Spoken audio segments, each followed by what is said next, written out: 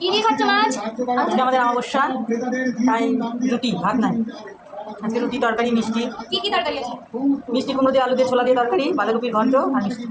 খাও।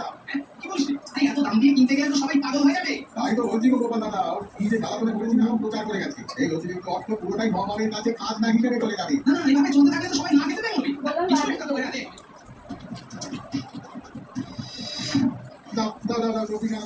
মহারাজ, আপনি এরকম গালে হাত দিয়ে চুপ করে বসে আছেন কেন? কথা বলুন। সবাই বলছিল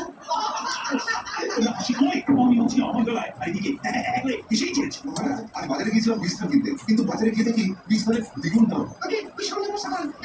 যত সব গাড়ির কথা কোনো দাম দিতে হবে। আর তুমি তো একটা আস্ত ভাব, তুমি এই অর্থনৈতিক ব্যাপারে কি বোঝো? চুপচাপ বসে ভাড়ামি করো আর অন্যদিকে নাচ বলিও না, বুঝলে? করে দিলে কেউ কেঁদে ফোন পাবে না। বুঝে দেখতে পারেন ও যদি কিছু বুদ্ধি দিত। অর্থনৈতিক ব্যাপারে কি বুঝবো? সেই আমি জানি।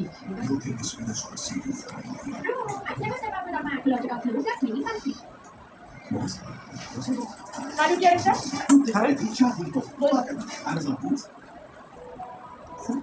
তুমি শুধু তোমার নামের শুধু এটা লাগিয়ে সিরিয়াস সিলেকশন সারা জীবন না বলতে দেখি আমি কত জীবনের ফটো থেকে টাকা দিয়ে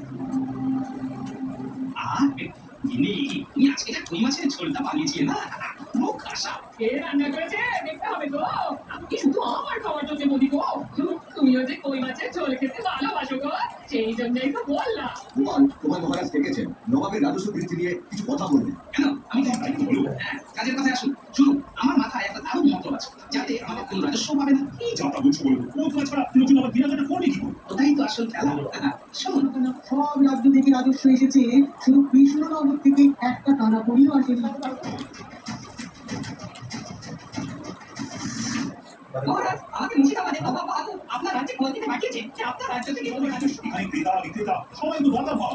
আমাদের পুরো রাজ্যটাই একটা পরিবার, আমরা সবাই পরিবারের সদস্যবৃন্দ। এবার তুমি বলো তো, পরিবারের একজন আরেকজনের কাছ থেকে কোনো কিছু দাম দিয়ে নিতে পারি কখনো? কি উল্টো পাল্টা বলছে? কারণ মুখে কথাই নবাব বাহাদুর বিশ্বাস করতে বারণ করেছেন।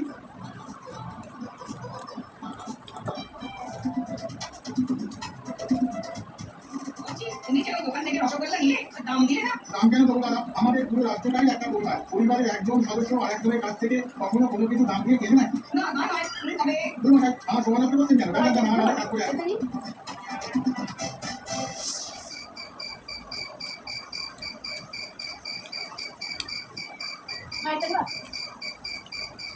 কি মাছ আছে তোমার? সব রকম মাছ পাঠবো ভোলা, রুই, ইলিশ, কাতলা, কই, পিছাই বলো। অনেকদিন না এই ইলিশ মাছ খাইনি। আমার জন্য ওই একশের ইলিশ কাতলা, কই, পিছাই বলো। অনেকদিন না এই ইলিশ মাছ খাইনি। আমার জন্য ওই একশের ইলিশ মাছ ওজন করো তো। এই নাও তোমার 100 ইলিশ ধরো, ধরো ধরো, হ্যাঁ হ্যাঁ হ্যাঁ। ও বাবা শুনুন, কি হয়েছে বলুন? বলছি যে আপনি তো একশো ইলিশ কিনলেন, তা ওনাকে দাম দিলেন না? দাম? কিসের দাম?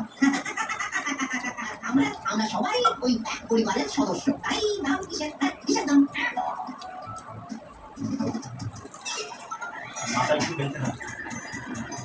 দৌড় দৌড় করে